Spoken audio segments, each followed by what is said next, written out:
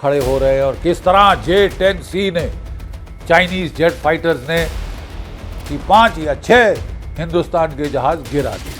लेकिन चीनी मीडिया ने तो ऐसे पकड़ा जैसे डूबते को तिनके का सहारा। रफाल बेकार है, वो हावी हुए हैं रफाल के ऊपर, 3 रफाल मार गिराए। जो J-10C एयरक्राफ्ट थे वो कई दिनों से जो कॉम्बैट एयर पेट्रोल कर रहे हैं एम्बुश करने के लिए इंडिया के रफाल्स को, इंडिया के Su-30 को।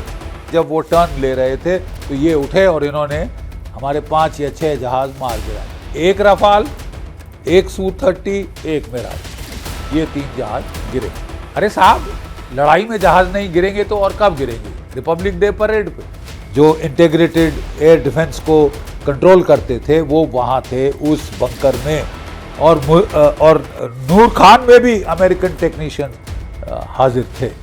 ठीक है साहब, यहाँ पे ड्रोन कमांड पोस्ट था जहाँ पे ज़्यादातर टर्किश ड्रोन्स वो उड़ा रहे थे। तुर्की के कुछ अफसर भी वहाँ पे उनको ड्रोन ऑपरेशंस में हेल्प कर रहे थे कि साहब कोई 100 जहाज भारत के और कोई 70 जहाज भारत के और कोई 40 जहाज पाकिस्तान के, कोई 120 जहाज़ों की झड़प हुई। बड़ी अच्छी लगती थी वो पावर पॉइंट पे 4 ब्लॉक्स इंडियन जहाज़ों के कश्मीर से वो कच्छ तक वो फ्लाई करके जा रहे हैं पाकिस्तान की तरफ, और पाकिस्तान के जहाज़ की 5 या 6 हिंदुस्तान के जहाज़ गिरा दिए। आसमान उठा सकते हैं। लेकिन चीनी मीडिया ने तो ऐसे पकड़ा जैसे डूबते को तिनके का सहारा। तो वो J-10C को लेके तो उन्होंने खूब ढोल पीटना शुरू किया अपने J-10C जेट फाइटर्स का, जो कि F-16 की जो बनाया था इजराइल ने लावी, उसकी कॉपी है, अपना डिज़ाइन भी नहीं है, जो इजराइल की कॉपी। ठीक है साहब, लेकिन पूरी दुनिया में फैला दिया कि साहब रफाल बेकार है और हमारे जहाज़ बहुत अच्छे हैं, वो हावी हुए हैं रफाल के ऊपर, 3 रफाल मार गिराए। घूम पिट के अब जहाँ जो वेस्टर्न मीडिया है साहब, उनके भी they have lot of axe to grind. अब रफाल जो है कंपेटिटर साबित हो रहा था American F-35 5th generation fighter का। कॉस्ट दोनों का बराबर है, इनिशियल कॉस्ट। ठीक है, तो क्वाइट ऑब्वियसली जो अमेरिकन आर्म्स इंडस्ट्री है, आर्म्स लॉबी है, वो बहुत खिन्न है फ्रांस के साथ। वो फ्रांस को कंपेटिटर देखते हैं, बड़े बड़े लुक्रेटिव कॉन्ट्रैक्ट्स रफाल ले जा रहा है, तो रफाल को डाउन करो। हमारे जो J-10C एयरक्राफ्ट थे वो कई दिनों से जो कॉम्बैट एयर पेट्रोल कर रहे थे एम्बुश करने के लिए इंडिया के रफाल्स को, इंडिया के Su-30 को। ठीक है साहब, और वो जो थे लो फ्लाइंग कर रहे थे ग्राउंड पे ताकि रडार पे पिकअप ना करें, अपने रडार और अपने रेडियो ऑफ करके उड़ रहे थे। हमारे एवैक्स ने, यानी पाकिस्तान के एवैक्स ने भारत के फाइटर्स को आते देखा और इनको जतला दिया, अलर्ट कर दिया। तो जब हमारे फाइटर्स अपने मिसाइल लॉन्च करके उड़ रहे थे, जब वो टर्न ले रहे थे तो ये उठे और इन्होंने हमारे 5 या 6 जहाज मार गिराए। तो कई जो फॉरेन एक्सपर्ट्स अब बड़ा तहकीकात करी, जो जहाँ जहाँ जहाज़ गिरे थे पाकिस्तान ने दिखाए, जहाँ असली कुछ डेब्रीज मिले हैं उनको कोरिलेट करके सारी दुनिया का मीडिया अब इस निष्कर्ष पे पहुँचा है कि हालांकि इंडियन एयरफोर्स ने अभी तक क्लैरिफाई नहीं किया है, लेकिन ओवरऑल 1 रफाल, 1 Su-30, 1 मिराज, ये 3 जहाज गिरे। ये फॉरेन मीडिया की अटकल है, एक्सपर्ट्स की ये राय है कि बाकी किसी का प्रूफ नहीं। हाँ, ये 3 के थोड़े बहुत प्रूफ मिल रहे हैं कि 3 जहाज गिरे।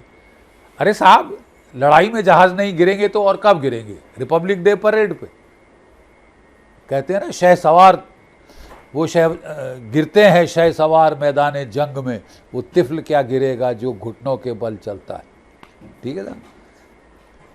दूसरा बड़ा सवाल, अगर आपने लड़ाई के डे 1 यानी 7 मई को पाकिस्तान की एयरफोर्स ने इतना अच्छा किया, अमेरिका की जनरल इलेक्ट्रिक कंपनी ने ये कोई 42 बाई 38 मीटर यानी रफली 40 बाई 40 मीटर का ये अंडरग्राउंड कमांड पोस्ट बनाया था। उसमें फैराडे केज लगा था, इलेक्ट्रोमैग्नेटिक पल्स से भी उसके कम्युनिकेशन डाउन नहीं हो सकते थे। तमाम कंप्यूटर के सर्वर जो कमांड एंड कंट्रोल करते थे, एयर पिक्चर देखते थे, जो इंटीग्रेटेड एयर डिफेंस को कंट्रोल करते थे, वो वहाँ थे उस बंकर में। सैटेलाइट्स जब पिक करते थे तो उसका जो थर्मल सिग्नेचर था वो मतलब आसपास की जगह से 4 डिग्री ज़्यादा था उसकी हीट, मतलब बहुत सारे कंप्यूटर काम कर रहे थे, सर्वर काम कर रहे थे, इसलिए थर्मल सिग्नेचर बड़ा क्लियरली पकड़ रहा था। अरे साहब, अंदर जो भी इनके एयर मार्शल, सीनियर अफसर, इनके जो भी वहाँ पे क्या कहते हैं टेक्नीशियन थे जो मॉनिटर कर रहे थे एयर बैटल, ऑर्डर दे रहे थे कि इसको ये एंगेज करेगा, ये करेगा। इन्होंने एक भी लाश, एक भी हाथ पांव टूटा हुआ पर खच्चे उड़े हुए बाहर नहीं निकाले। Did not take out the remains of the dead bodies, remains of the equipment. तो अपना सच छुपाने के लिए और नूर खान में भी अमेरिकन टेक्नीशियंस हाजिर थे। ठीक है साहब, यहाँ पे ड्रोन कमांड पोस्ट था जहाँ पे ज़्यादातर टर्किश ड्रोन्स वो उड़ा रहे थे। तुर्की के कुछ अफसर भी वहाँ पे उनको ड्रोन ऑपरेशंस में हेल्प कर रहे थे। अगर हमारे जब एयर मार्शल तिवारी साहब ने डीजीएमओस की ब्रीफिंग की थी वहाँ पे, उसमें सैटेलाइट फोटोग्राफ्स दिखाए थे बिफोर एंड आफ्टर, ताकि लोग खुद जिनके पास आंखें हैं वो समझ सकें।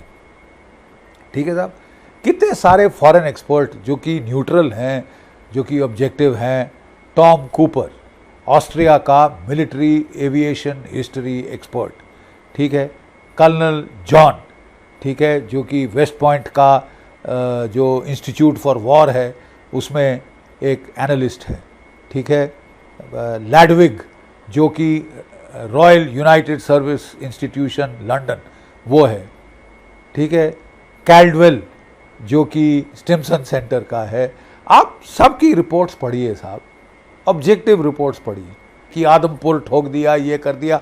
वेस्टर्न मीडिया चाहता है कि राफाल्स की बदनामी हो ताकि उनके F-35 बिकें।